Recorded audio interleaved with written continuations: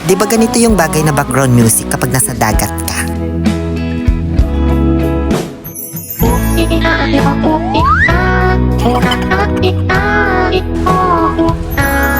Why? Ganda ng kuha ko sa sunset, di ba?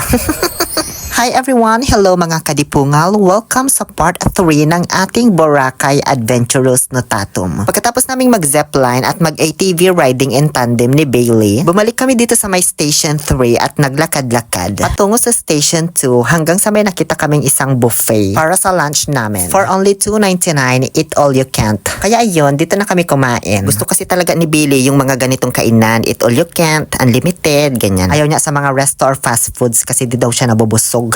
Kaya ayan, kung napapansin ninyo, isang plato at mangkok lang yung nasa harapan ko, diba, na kinakain ko. Pero siya, tignan nyo, ayan no. Diba? Bawing-bawi siya talaga dyan. Di na siya lugi sa $2.99. Bali, tapos na pala siyang kumain dyan ng rice, kaya yung pasta na lang yung pinapapak niya.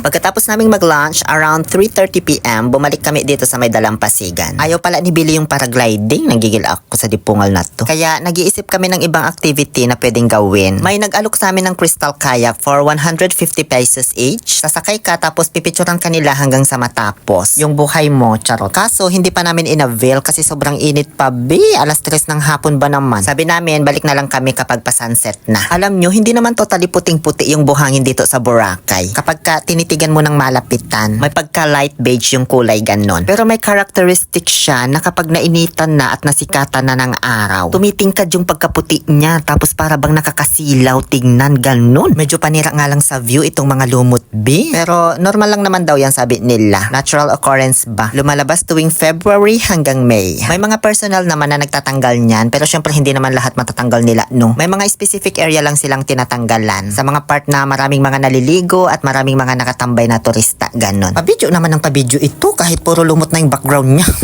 Alam mo, kulayan mo lang ng green yung buhok mo, pagkakamala na ring lumot. Ang puti na pala ni Negi ngayon, no?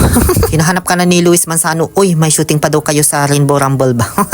Naglakad kami hanggang dito sa may Station 1 ni Billy. Kasi dito yung may maraming mga nakatambay na bangka. Maganda kasi mag-picture kapag nasa likod mo yung mga bangka, diba? Tapos sunset pa.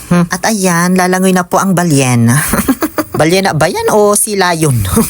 Dito sa Station 1, nag-decide na maligo si Billy. Marami rin kasing naliligo dito, At syempre, dahil sa isa naman akong seahorse, maliligo din ako. Kaso, habang hinuhubad ko yung outfit ko, bigla ko mga na-realize, wala palang magbabantay ng mga gamit namin. Cellphone, bag, wallet, ganyan. Alam ka naman makisuyo ako sa mga tao dito, diba?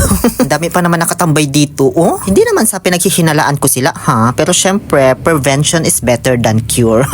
Ano daw? Tama ba yung quote na ginamit ko, Bahala na kayo dyan. Uy, basta ginawa ko na lang dyan, nagtampisaw-tampisaw na lang habang bitbit yung mga gamit namin. Pagdating naman ng sunset, naghahanap kami ng mag-aalok ng crystal kayak dito sa may Station 1 sa may dulo na. Kaso wala man kaming makitang crystal kayak dito, puro bangka yung inaalok. Ang layo na kasi namin dun sa pinagtanungan namin kanina. So kapag maglakad pa kami pabalik, baka di na namin maabutan yung paglubog ng araw. Di na rin pala namin natanong kung magkano yung bayad kapag nag-sunset viewing ka habang nakasakay dito sa mga sailboat. Parang hindi ko kasi bet na mag-picture taking sa sunset habang nakasakay dyan. Para sa akin lang naman to, ha? Parang mas maganda kasi tignan kapag sila yung background mo kasama yung sunset kapag nag-picture taking ka, diba? Parang ganyan sa nakikita ninyo. Diba? Yan o, ang ganda. Napaka-aesthetic. Very Instagrammable.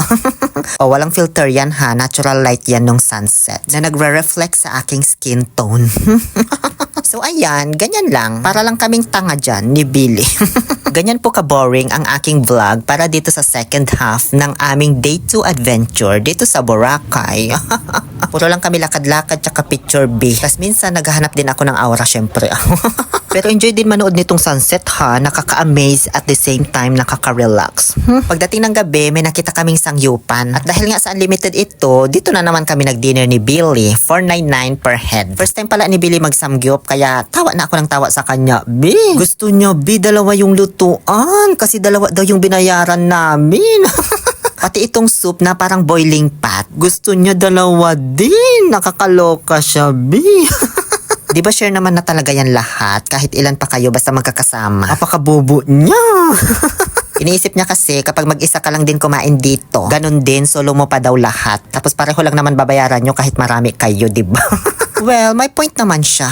Pagkatapos namin mag-dinner, naglakad-lakad pa kami. Hanggang sa madaanan namin itong ika-998 branch ng Jollibee. Gusto kasi sana naming pumunta sa may kabilang dagat, sa may Silangan banda. Bulabog Beach daw tawag doon. Kaso madilim man nakakatakot maglakad-lakad kaya hindi na lang kami tumuloy. Kinabukasan, our third and last day here in Boracay. At maulan po yung araw na ito. Medyo hindi maganda ang panahon. Buti na nga lang last day na namin sa kanagkaganito.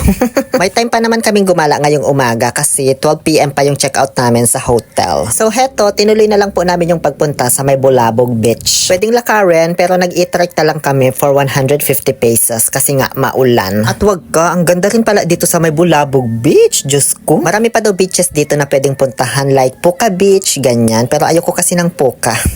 Wala ako nakitang lumot dito guys. Hindi ko alam kung wala pa or hindi talaga siya masyadong malumot. Pwede naman daw maligo dito pero hindi daw siya recommended kasi maraming mga corals. Sabi nung nakausap namin na driver. Why? Untaray, may pa ganun pa. Long hair yarn. More on activities yung mga ginagawa dito. Parang ganyan sa nakikita ninyo. Lalo na kapag habagat season kasi sobrang lakas daw ng hangin dito. Parang nangiinggit tong dalawang magjowa na to. Nanggigigil ako. Dito rin pala makikita yung leaning coconut tree na sinasabi nila. Kaso, ang dami namang nagpapapicture. Uy.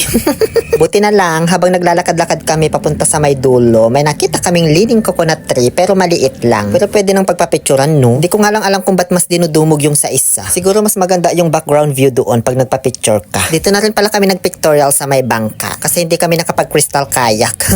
Sa last part ng aming Boracay adventure ay ipapakita ko naman sa inyo kung magkano yung nagastos namin sa pag-uwi hanggang sa makarating kami sa kanya-kanya naming probinsiya. Yun lang. Muli ito po ang inyong Happy Pill Oliver Castro na nagsasabing no to toxicity, let's make people happy. Ay, ano yun? Ba't may pagpulot pa ng bato? Tapos, ay, pang K-drama na yun na. Bumato siya sa may dalampasigan, be. Kung makapagsenti naman ito.